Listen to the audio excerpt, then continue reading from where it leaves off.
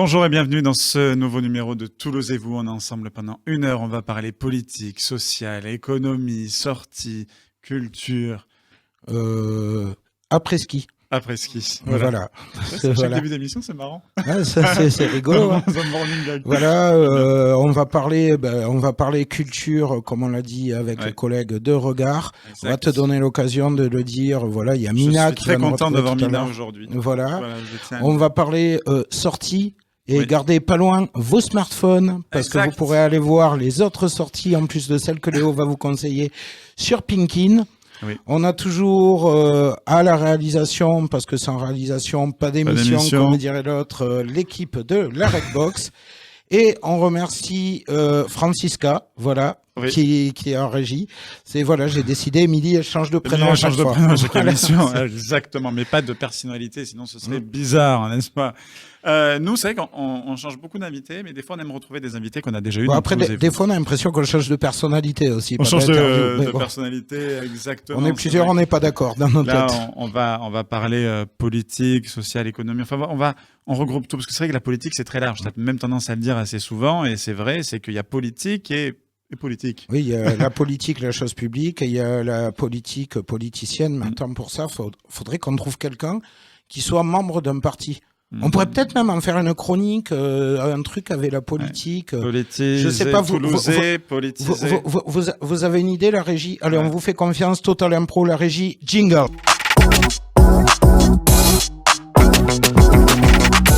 Et nous avons, C'est pas mal politisé, vous. C'est pas mal politisé. Bravo la régie. Super. On a avec nous le secrétaire général du Parti Socialiste de Lot-Garonne, Mathieu Sos. Bonjour. Bonjour. Alors, je te regardais parce que je t'ai senti partir. Non. C'est moi, j'ai envie de commencer. Tiens, pour une fois, on va commencer à l'envers. D'habitude, on finit. Voilà, on l'a dit, on est dans Toulouse et vous. Oui. Alors, Mathieu Sos, Toulouse et vous. Oui, c'est Toulouse. Une question, c'est le verbe toulouser. Je Toulouse, tu Toulouse, il Toulouse, un lieu, Toulouson, un truc. J'arrête après la troisième. Tiens, on va livrer des secrets de rantaine. On va parler de ta veste. Ouais. C'est Toulouse. Ouais, c'est Toulouse. C'est un. Le nom va m'échapper parce que c'est comme ça. J'ai un petit trou de mémoire sur un prénom plus qu'un nom. C'est un serveur de la Concorde qui avait monté une petite boîte pendant le confinement, pendant le Covid, et qui fait des vêtements, qui pose papy sur les vêtements. Beaucoup le portent déjà dans Toulouse. C'est une sorte de petit hommage à cette créativité toulousaine. Et Toulouse, sinon, pour toi, d'autres symboles, des lieux, des... le symbole le plus beau, il est en face, il est derrière Alexandre, c'est le Capitole. On nous raconte souvent le Capitole. C'est la place du Capitole, c'est quelque chose de grandiose, de fabuleux, et qui nous amène à plein de souvenirs d'enfance. C'est aussi une envie, un jour... d'être dans ces lieux, dans ces locaux, avec la gauche qui reviendrait au Capitole à Toulouse, ce que nous n'avons pas connu depuis 2014. Ça fait déjà maintenant une petite dizaine d'années. Il me semblait que la dernière fois que c'était à gauche, c'était avant Dominique Baudis, avant le père Baudis. Là, ça faisait avant Cohen, il y a eu Baudis, et avant Baudis, il a fallu attendre 37 ans. Donc j'espère qu'on n'attendra pas encore 30 ans de plus. On a dit la gauche, pourquoi Pierre Cohen? Oui, non, ce n'est pas ce que j'ai dit. De suite, on interprète. Ah non, mais pardon, ça me paraissait tellement peu évident. Pierre Cohen était un excellent maire de Ramonville. C'est grâce à lui qu'il y a eu le bikini. On l'embrasse. Voilà. Ouais, et puis à Toulouse, mais les créations de Pierre Cohen à Toulouse, c'est l'aménagement de tout le centre-ville en fait de Toulouse.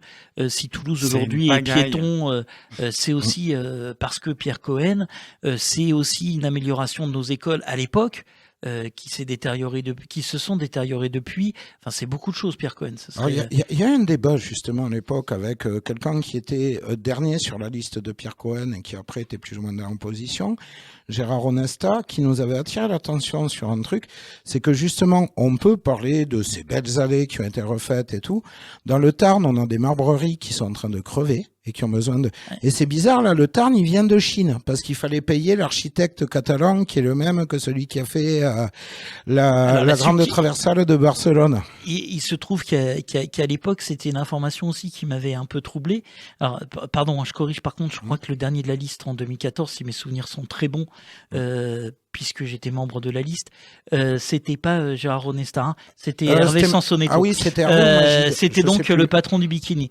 Mais il me semble, à vérifier quand même, je fais appel à mes souvenirs. C'était sur l'autre liste. C'était sur celle des régionales que Onesta était pas dernier de la liste. Il était Gérard Onesta, il était. Ouais, mais il me semble qu'il était. Il y a Claude et Gérard. Il y en a un des deux de toute façon Onesta.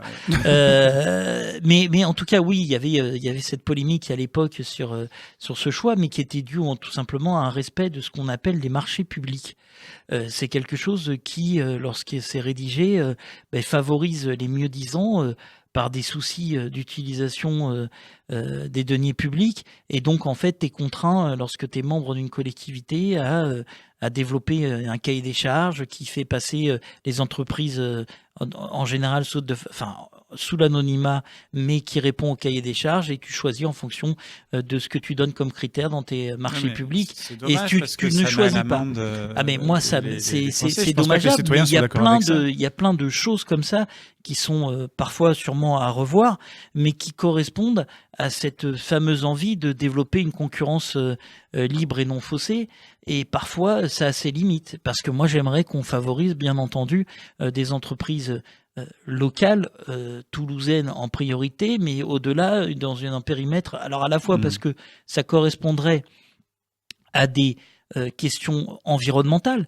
Lorsque vous faites appel à des entreprises qui sont dans un périmètre proche, vous avez moins d'utilisation de carbone, moins de choses comme ça, et à la fois parce que ça développe localement une industrie, une entreprise, et ça permet de la création d'emplois au niveau local.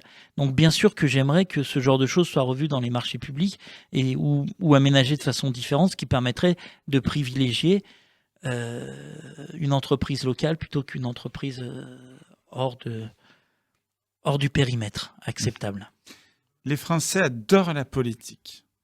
On le remarque. Je le redis, moi je suis occitan, je suis pas français. Adorent la politique, les débats politiques, les sujets politiques qui nous touchent parce que c'est fait pour ça. Ah, l'humanisme français. Pourtant, ils vont pas voter. Ils n'ont pas envie d'aller voter.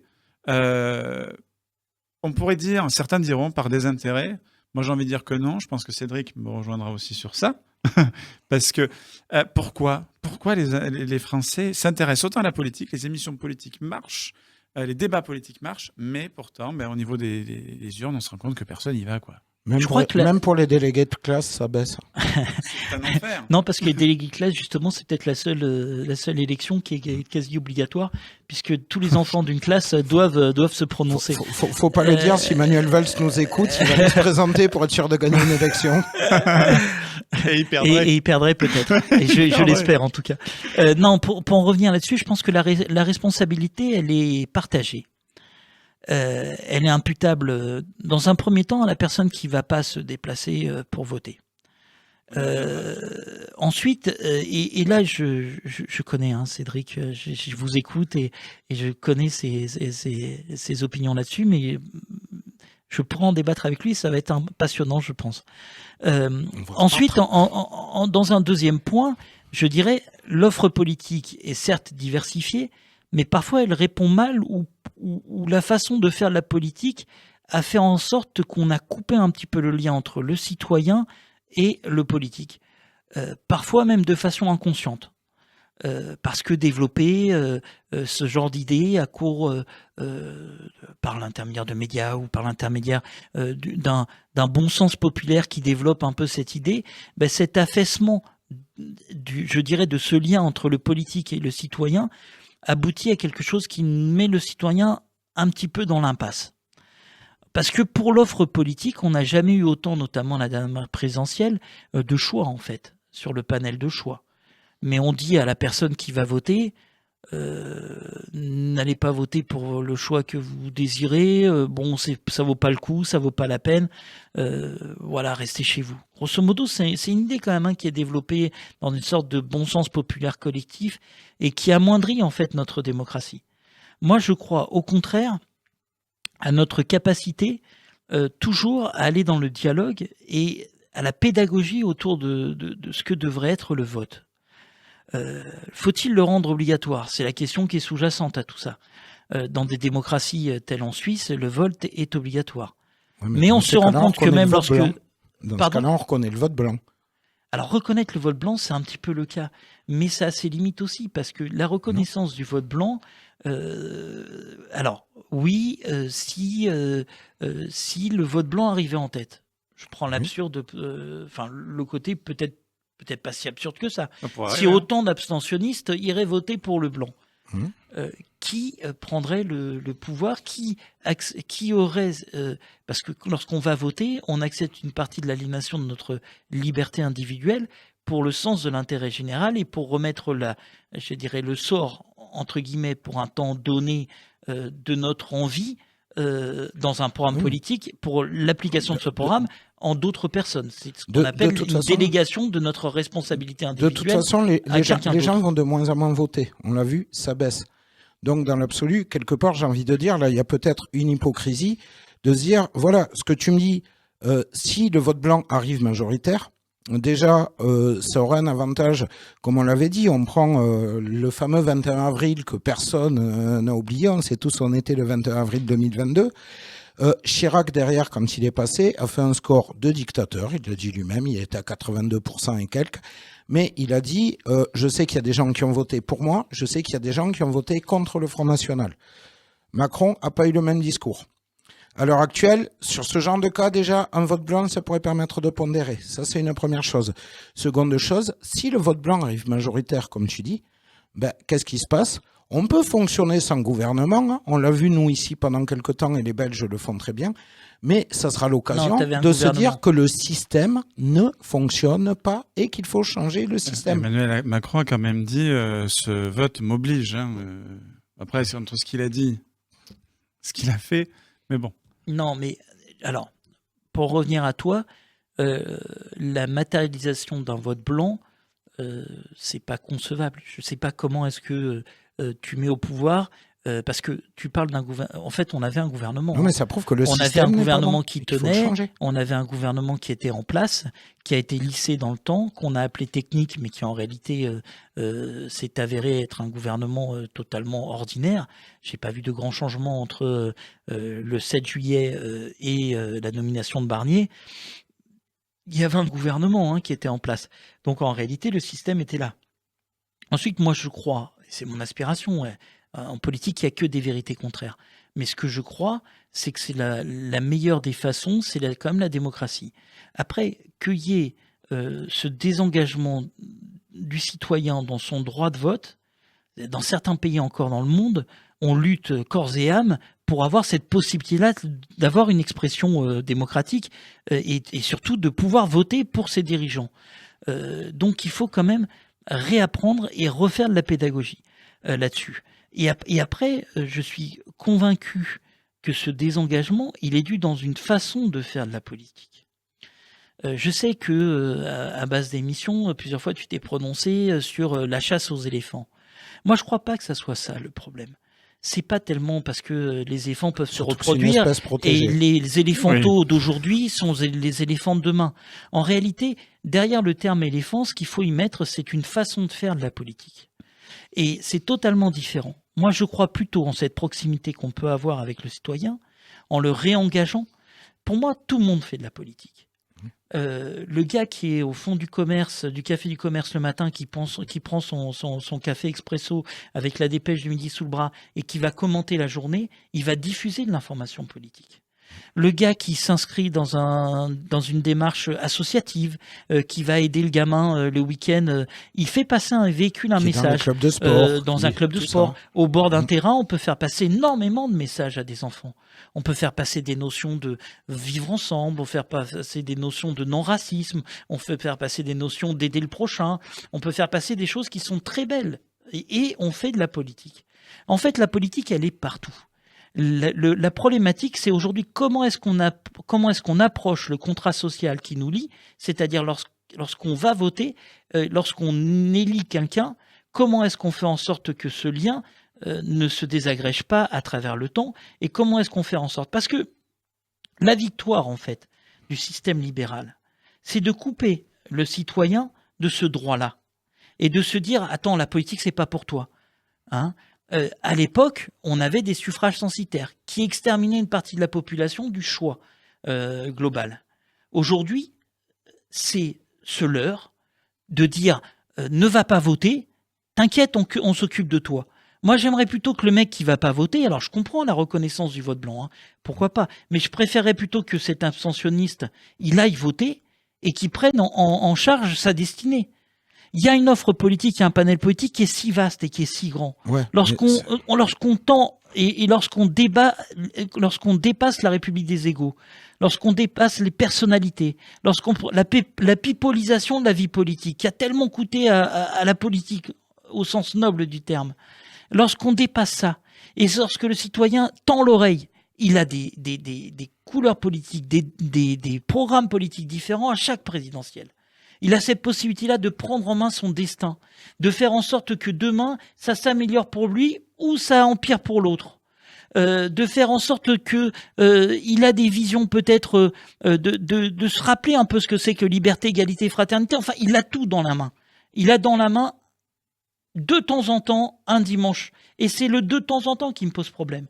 Moi, ce que j'aimerais, c'est dans cette façon nouvelle de faire de la politique, qu'il y ait des étapes, des points d'étape. Pas sous l'intermédiaire de vote, mais peut-être un développement de tout ce qui est référendum, de tout ce qui est initiative populaire. C'est des choses comme ça qu'il faut se réapproprier. C'est une sorte de démocratie participative, pas ce 20 mots qu'on a inventé dans les années 90, début 2000, pour dire aux mecs, bon, on vous a compris, on vous redonne la possibilité de vous exprimer. C'est pas ça la démocratie participative telle que je l'entends. Moi, c'est main dans la main, prendre conscience que la destinée de tous, elle doit se matérialiser par une sorte de prise de conscience, mais aussi par cet accompagnement du politique dans son choix. Il est invraisemblable de continuer, et c'est pour ça que j'en reviens là-dessus, lorsque tu parles d'éléphants derrière, il y a ces des anciennes personnes qui allaient ici récolter quelques voix sur les marchés au moment où on voyait à l'instant T, à l'instant des élections, et puis après on les oubliait parce qu'on les voyait à la télé, parce qu'ils étaient loin. En Occitan, on appelle ça les tout commanettes.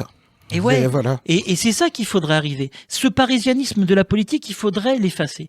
Et il faudrait repartir sur de la proximité, sur du terrain, sur du contact visuel, rester à portée de gifle du citoyen. Parce que de temps en temps, eh bien, quand vous avez le compte-rendu de ce que vive la population, vous évitez d'avoir des gouvernements Barnier qui sont en train de paupériser notre population française et de créer encore plus de malheur là où on essayait dans des bons rails au niveau des collectivités locales. Monsieur Barnier vient à peine d'arriver, parce que c'était... Non, mais c'est parce qu'il est représentant d'un système, en fait. Il est représentant d'un système. Tu veux parler de la démocratie. Ce qu'a fait Macron fin juin, c'est un déni de démocratie. Il aurait dû nommer comme dans toutes les sociétés européennes, dans les États européens qui ont fait ce choix un peu bizarre de pas vraiment déterminer une majorité absolue au sein de l'Assemblée. Mais dans tous les autres pays d'Europe, le groupe qui est arrivé en tête se voit confier le pouvoir. Même si ça dure momentanément que quelques jours, parce que dans les jeux de l'Assemblée, vous avez une motion de censure qui arrive et vous devez relaisser le pouvoir. C'est le cas en Espagne, c'est le cas partout. Partout, ça a été le cas. Nous, en France, on s'est dit, parce qu'ils étaient déjà au pouvoir, on essaie de trouver une astuce, un truc pour éviter de confier le pouvoir à la force qui est arrivée en tête, en l'occurrence le nouveau Front populaire, et pour reproduire un peu l'espèce. Donc on s'est retrouvé dans un gouvernement quand même idoine, pas de cohabitation, mais de coalition entre droite Macronie et arbitrée par l'extrême droite. Parce que du jour au lendemain, si Marine Le Pen décide de mettre fin au gouvernement, elle a le pouvoir de le faire. Elle n'a aucun intérêt à le faire. Parce que là aussi, on joue à cette peur-là. Mais moi, je trouve que la gauche a très mal joué sur ce coup-là. Au contraire, il aurait fallu laisser le Rassemblement national et les autres y aller parce que justement, ils n'auraient rien pu faire de toute manière. Et en 2027, le peuple aurait dit... Alors en 2027, en plus, on pourra plus chauffer, on pourra plus manger à notre faim définitivement. Donc ils diront, et ben voilà, le Rassemblement national, Marine Le Pen ou Jordan Bardella étaient Premier ministre. On n'a jamais essayé. Il n'a rien pu faire. Alors que là, la porte est ouverte. Pour moi, la gauche a fait une erreur monumentale. En plus, en proposant Madame Castet, qui est, enfin voilà. Alors là, j'étais pour mettre Jean-Marie Le Pen à Matignon. Ouais, alors, comme ça aurait été. Là, je peux vraiment pas suivre là-dessus parce que je suis pas du tout d'accord avec quand je croyais que tu disais que la gauche devait laisser faire au moment du jeu de Matignon, mais en fait on n'avait pas cette responsabilité-là.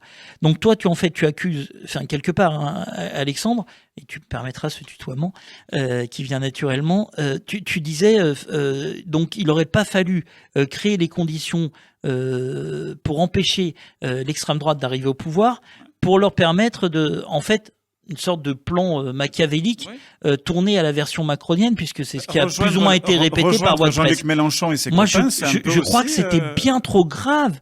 C'était bien trop grave. On ne peut pas laisser Marine Le Pen arriver, Marine Le Pen ou Jordan Bardella arriver. Alors, pourquoi en une semaine? Parce qu'ils auraient eu l'Assemblée nationale. Parce que là, t'es en train de reprocher en fait la création du Front républicain. Je reproche pas, je dis juste. Si tu fais pas le Front républicain, c'est le RN qui arrive massivement avec la majorité absolue à l'époque au pouvoir. Donc ça veut dire qu'il t'aurait les pleins pouvoirs. À la fois t'aurais l'exécutif qui serait de la couleur politique de l'extrême droite, et à la fois t'aurais une Assemblée nationale qui serait à la couleur politique de l'extrême droite. Eh ben dans ce pays-là, je ne veux pas vivre. Oui, mais ça aurait pas marché. Parce que ça aurait mis à, mais bien sûr que si. Si t'as l'Assemblée nationale et que t'as l'exécutif, bien sûr qu'après tu es en ordre de marche pour faire des lois puisque t'es majoritaire. Vous oubliez tous et Emmanuel tu Macron peux faire tout péter. On oublie le droit mais il soleil. aurait eu quoi comme la 5e République ne prévoit pas. Mais non, la 5e République ne te permet pas, en tant que président de la République, d'avoir les mains mises sur ton Premier ministre en cas de cohabitation. Bien entendu que non. Tu restes sur un secteur international, mais tu ne peux pas empêcher la création de lois. Ouais. Donc en fait, tu aurais eu des lois quid, par exemple, de la tenue de votre radio. Eh ben, je peux dire que les gars, en un rien de temps, il y aurait plus de front d'expression à l'expression radiophonique et votre radio, particulièrement parce que vous développez l'Occitan avec Radio Occitanie, elle aurait été menacée. C'est dans tous les programmes elle est menacée à l'heure actuelle. Hein. Mais elle est menacée à l'heure actuelle pour des questions budgétaires. Mais là, elle aurait été menacée pour des questions idéologiques. C'est pas tout à fait la même chose. Idéologiquement, tu mets fin à l'antenne en un coup de décret. Budgétairement, libre à toi de trouver d'autres ressources financières, voire peut-être on est sur le coup pour éviter justement en espérant que le fonds d'expression radiophonique perdure, parce qu'il avait été mis à mal dans la discussion budgétaire et je sais pas où ça en est, puisque ça avec le 49.3, il faudra reprendre le plan de la loi de finances au début pour voir s'il existe encore, mais libre à toi. Ce que je veux dire par là, c'est que en aucun cas, j'aurais souhaité la victoire et je regrette rien de ce qu'on avait fait fin juin. Ce que je regrette, moi, c'est plutôt comment est-ce que Macron, la dissolution, ça je la regrette, parce que suite à un scrutin aux européennes où l'extrême droite arrive en tête, tu mets pas une parenthèse dans ton pays, parce qu'on peut aussi parler de cette parenthèse-là. Tout le monde nous a dit que c'était pas une élection française, hein, pour expliquer les déficits budgétaires aussi, il faut expliquer comment ça a fonctionné la France, juillet, août, septembre, et comment est-ce que on a paralysé en fait toutes les lois de ce pays pendant 3 mois, et notamment au niveau financier. Mais là, fin juin, je suis désolé, je regrette la dissolution parce que on aurait très bien pu avoir ce qui s'est passé la dernière fois aux européennes et ce qui s'est renouvelé là, la délégation d'extrême droite la plus importante, sans qu'il y ait des conséquences sur notre politique intérieure. Il aurait pu en tirer au contraire un peu d'enseignement et peut-être ajuster son gouvernement avec une dissolution classique d'un gouvernement et proposer une autre solution, un autre contrat majoritaire au sein de l'Assemblée avec l'Assemblée existante. Là, il soumet les gens à la dissolution et après, il ne va pas aux fruits portés par cette dissolution en ne nommant pas une personne issue du nouveau Front populaire Premier ministre, ne serait-ce que pour quelques heures, si on n'avait pas eu, et je pense qu'on l'aurait trouvé, un consensus au sein de l'Assemblée nationale pour pouvoir résister dans le temps. Moi, je m'inquiète sur un truc, c'est surtout ces gens qui ont perdu leur travail suite à la dissolution. J'espère que Gérard Darmanin a réussi à rebondir dans l'immobilier. Voilà, ça c'est fait. Tiens, en parlant de polémique, Clémentine Autain sur X, ex-Twitter. Tout le monde le dit, mais maintenant on est au courant. Elle est géniale, j'adore Clémentine Autain. Je la cite. Évidemment, personne n'aurait parlé du caleçon de François Hollande, un rose pâle totalement délavé. Clémentine Autain soutient Marine Tondelier, élue écologiste, suite à une attaque d'un soutien de François Hollande qui disait d'elle « Tondelier fait le boulot de la LFI, elle a une veste verte mais ses sous-vêtements sont rouges. Olivier Faure vient également à son secours. » Qu'est-ce qu'on en pense? Alors, peut-être que le mot secours n'est pas le bon mot. Par contre, ce que j'en crois, c'est que, et je rebondis toujours sur mes propos, ça dénote en fait, alors c'est pour resituer le contexte, hein, c'est un article du Figaro, pas du Figaro, pardon, excusez-moi, de Libération. Ah oui. C'est l'autre journal de droite, c'est pas le même. C'est l'opposé. Mais dans cet article de Libération, il y a des propos sous couvert d'anonymat d'une personne qui se dit soutien de voilà, Hollande, c'est l'anonymat qui me pose problème qui soutiendrait Hollande et qui dit cette phrase. Bon, cette phrase, elle est complètement ubesque, elle est nulle parce qu'en fait, ça a pas de fond, ça a pas de sens. Ça vaut Cécile Duflot, Stéphane Chambray sur le fait d'être en robe à l'Assemblée. Je crois pas qu'il y a un secours à apporter. C'est pas le mot secours qui convient. Mais par contre, à dire à Marine Tondelier que c'est des propos qui sont plus acceptables dans notre façon de faire de la politique, celle que j'essaye de vous décrire, mais qui est justement, je pense que le citoyen lambda, celui qui a du mal à boucler les fins de mois, excusez-moi, mais pour l'expression, mais il n'en a rien à foutre de ces phrases qui sont complètement grotesques au sein d'articles. D'ailleurs, je pense qu'il n'en a rien à foutre de la politique, celle qui politicienne. voilà. Oui, il y avait eu à Toulouse les fameuses pastèques vert à l'extérieur, rouge à l'intérieur, avec des pépins noirs. N'oubliez pas les pépins noirs. Ça venait pas d'un Hollandais, ça venait de Moudenc.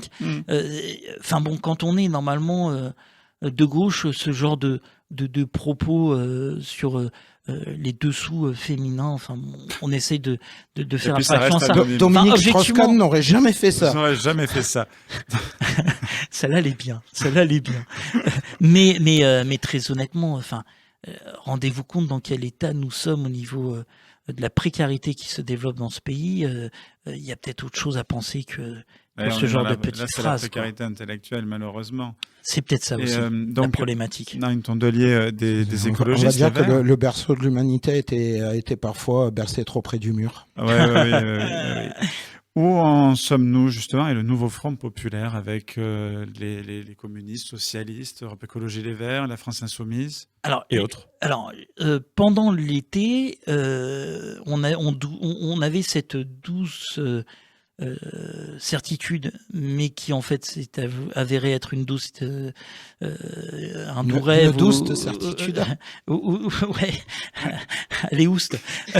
De pouvoir mettre en place une sorte de gouvernement autour du nouveau Front populaire.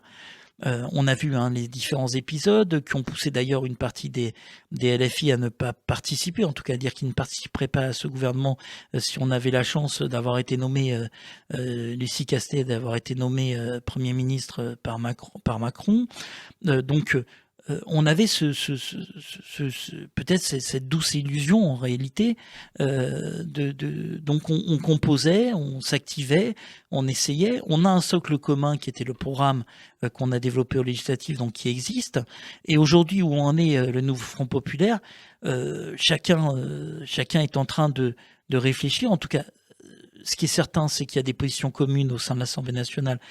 C'est quand même le plus important dans cette loi de finances, de pouvoir défendre, qui est en train de se passer, de pouvoir défendre les positions du nouveau Front populaire au sein de l'Assemblée. Et puis après, on a nos vies partisanes qui ont repris le pas, mais il y a encore le nouveau Front populaire. Il existe. Mais c'est pas un projet politique, je veux dire, c'est pas. Ah ben c'est un projet politique jusqu'à des élections nationales. Dans le sens qu'il existe. De parler vote utile. C'est un socle qui existe et qui fédère la gauche, l'unité à gauche, parce que elle est indispensable en tout cas si on veut réexister nationalement. et parfois même localement, on pourra même en parler par rapport au Capitole, mais si on veut résister, c'est indispensable d'avoir un socle commun, unificateur de la gauche. On peut avoir des opinions différentes, on peut avoir des sensibilités différentes, mais on a ce socle commun qui nous tient sur des valeurs fortes et sur un socle politique important. Alors, moi, les gens qui nous écoutent le savent, j'aime bien parler par comparaison et tout ça. Il y a eu, on en a parlé, le fameux 21 avril 2022, où a sorti, 2002, pardon, pas 2022, où a sorti à l'époque cette notion de vote utile. Donc, t'allais pas voter pour les petits candidats, voter bien pour Europe, Parti Socialiste, UMP. On a vu ce que ça a donné, ça fait monter le RN. On a eu un front populaire et ce qu'on appelle un sursaut républicain, un élan républicain, qui a évité, suite à la dissolution, de prendre le RN. Moi, franchement, on en parlait avec Alex, je n'y croyais pas. Je me disais jamais ça va arriver. Moi, j'ai toujours l'impression de comparer la politique et la gauche en particulier, et là j'emploie le terme gauche au sens large, à des mecs bourrés qui prennent la voiture, qui ont failli se manger un platane, qui se disent « Oh là, on l'allait éviter. Ouais, on s'arrête au troquet, on va se mettre 3 bières pour fêter ça. » Au bout d'un moment, le platane, on va le prendre. La prochaine élection, le coup du Front républicain, il sera pas refaisable. Le coup du hop, il faut donc... est-ce que là, on part pas dans le mur? Alors, je partage avec toi la notion que le Front républicain, à mon avis, il a pris du plomb dans l'aile. Mais parce qu'il y a l'agissement de Macron derrière qui ne respecte pas, entre guillemets, le Front républicain. Donc, non, il y a les désaccords internes aussi. Le peuple de gauche se retrouve contraint et forcé d'avoir un gouvernement de droite, alors même que le NFP est arrivé en tête par l'intermédiaire à la fois de la création de l'NFP et à la fois du Front républicain. Donc, bien sûr que ça inaugure de mauvais atouts. Ensuite, pour éviter d'être l'équivalent du mec bourré qui prend la voiture. Déjà, c'est pas bien de prendre la voiture lorsqu'on est bourré. Il faut pas. Mais pour éviter ça, je crois qu'il faut bien sûr toujours aller à l'écoute de la population. Il faut changer en fait le logiciel. Et notre logiciel de départ, c'est pas nous qui détenons la vérité. Je pense que l'expert du quotidien, c'est celui qui le vit. L'expert du quotidien du français. Et donc, il faut aller à la rencontre des Français et à l'écoute des Français. Et lorsque ce travail d'écoute a été effectué, la gauche sera en possibilité de se remodeler, de se refaire, de se reconstruire de façon différente, en tout cas d'avoir une vraie proposition.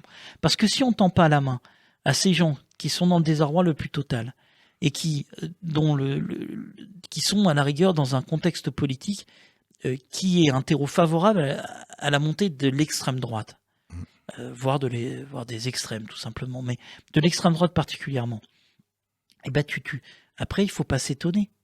Il faut pas s'étonner. Si on n'a pas apporté des solutions concrètes à une population qui est en désarroi, il faut pas s'étonner. Parce que c'est le terreau qui est favorable à ce montée de l'extrême droite. Donc je crois qu'il faut reprendre le b.a.-ba, reprendre notre bateau de pèlerin, allons à l'écoute des gens, essayons de reformer un truc et faisons une grande proposition de contrat sociétal avec l'ensemble de la population, d'un vrai contrat social, comme à l'époque, pour avoir une populaire, se débarrasser de la France.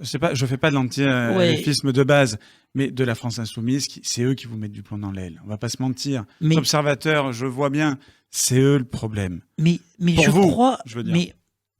c'est pas parce que si tu commences à te débarrasser des uns et des autres, mais tu réduis encore plus le champ d'aménagement de ce que tu veux dans le rassemblement le plus fort. Mais si les Français parlent l'aliment, parlent de se chauffer, la LFI leur parle de la Palestine. Non, attends, il faut pas être aussi caricatural.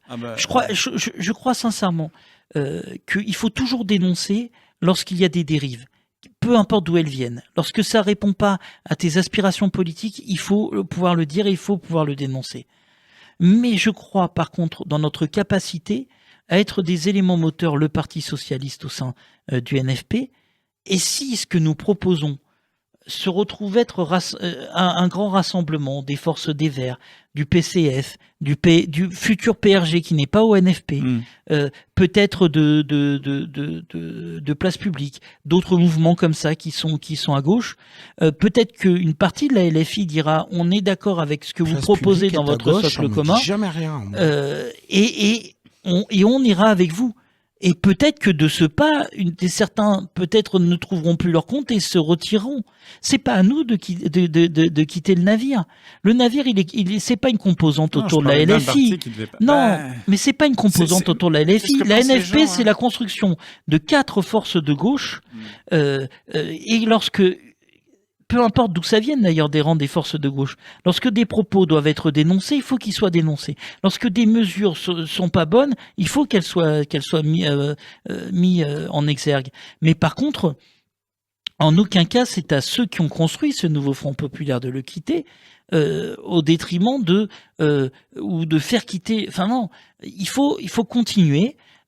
Proposer, écrire. Nous, Parti socialiste, on aura toute notre tâche à être le moteur et l'élément central du nouveau Front populaire. On développera notre propre programme et on verra s'il est partagé, etc. Mais loin de moi l'idée tout le temps d'exclure. Je pense que la première chose qu'il faut, c'est faire adhérer, faire fédérer et changer la société. Mais en tout cas, le message est passé. L'avenir nous le dira. On aura l'occasion d'en reparler. De toute façon, voilà. Mathieu Sauce, secrétaire général du Parti socialiste de la Haute-Garonne. On passe à la suite dans Toulouse et vous.